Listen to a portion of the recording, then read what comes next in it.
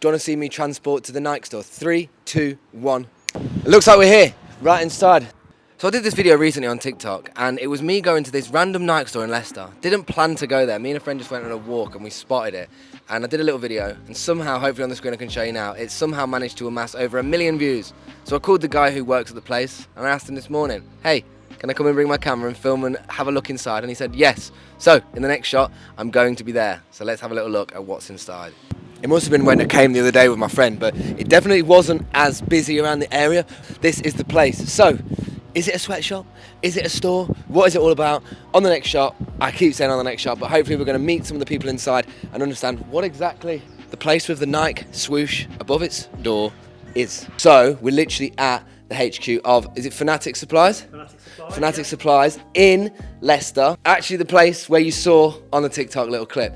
Now I'm with the owner, he's not going to be on the camera, but you don't mind your voice, your radio voice being off the camera, do you? No, that's fine. So you've been here for how many years, did you say? There's going to be shots that are going to go over this. There's people who like Nike, you're probably going to be in heaven watching this video anyway, because there's a lot of it on this. But the other thing that was funny about it is when I looked at, like when we came from afar, when I came with my friend, I had that instant moment, I was like, is that a big Nike swoosh on the top of like a building? And he goes, yeah, have you not seen it before? And I went, no. That's why I said, is there a big Nike swoosh? So then when we came down, I think like my reaction was probably naturally the same as everyone saw it on the internet. They were like, because it looks like it's in the middle of like an estate. Kean Lewis is the local graffiti artist of this. I know some graffiti artists, but they may not be known in the right ways, if you know what I mean. Some of the colorways on these, this one's beautiful. Look at this sofa. So this is, you say it's a graffiti artist who does, you've got your mic there. So Steve, aka Gobby, is going to be on the microphone in the background as the radio version of it. But yeah, so this is, did the graffiti guy just get a normal sofa and just like paint this, how he's done it? Yeah, that's right. Just kept overlaying it, adding the Nike swoosh, the Puma swoosh. The Puma Question with it though, you know, is it just Nike you actually deal with? Or is no, it no, we're a multi-brand company. We deal with Puma, Umbro, Joma. Is Nike the one that most people just have like such a... It's like, why do you think it is about Nike that everyone just loves it more than... Because I mean, I'm wearing all Nike, you've got Nike on.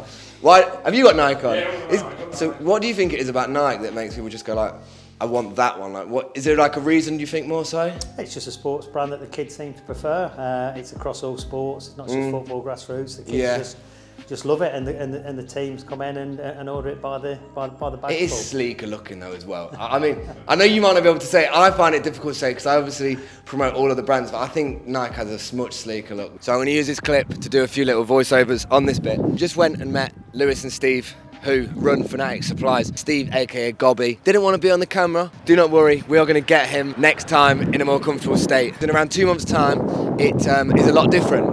Obviously, because what they deal with is football shirts and making the team's kits. You're going to have to just excuse all the cars going behind. You'll also have to ignore the unfortunate wind that picked up from the microphone. So I'm going to do a voiceover and hopefully elaborate a little bit more on some of the points that won't sound very clear from this audio. I've got a warehouse as well, so like being around clothes all the time is different. I mean, I do come from a perspective where it's like vintage and second hand, so like new clothing is always like, not taboo, but it's always like a funny area, so it's like, it's quite nice to be around this in a different scope. Like being around loads of clothes, like Nike, which is like, obviously the top brand anyway, but like, just loads of the same, it's wicked, honestly, mental. So Steve and Lewis run Fanatic Supplies, and it's basically a Nike outlet store that is all stuff that they have sent from Nike. I got to speak to Steve and Lewis, who run Fanatic Supplies here, about COVID and what really happened when they had to shut and when they had to adapt. And they said that it was tough. Like with a lot of people, it was very tough.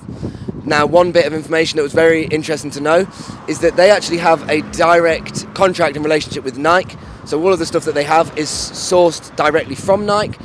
Now, they said that before the COVID pandemic, there was 300 agreements or 300 different parties and organisations that were doing this service with Nike. And post-COVID, Steve and Gobby and Lewis at Fanatic Supply are one of 10 left. So that's saying Leicester with your chest, that they are one of 10 when there was 300. And honestly, the space inside was insane.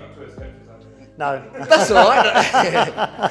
Artist going to be the ambassador for it. So how long ago did you say you've had this for?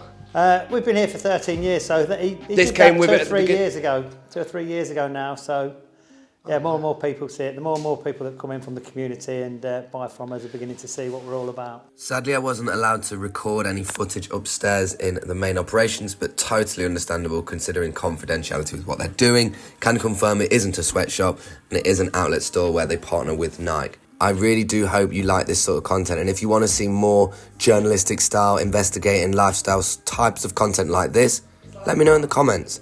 Give me some more intel into what you actually want to see from this sort of content. This is quite a busy area where I am. It's in definitely one of them places you wouldn't expect there to be a Nike store, but it's definitely been an interesting experience. It's definitely the sort of content I want to make more of, so if you guys like what you see, make sure to respond down below and you'll see some more of it, yeah?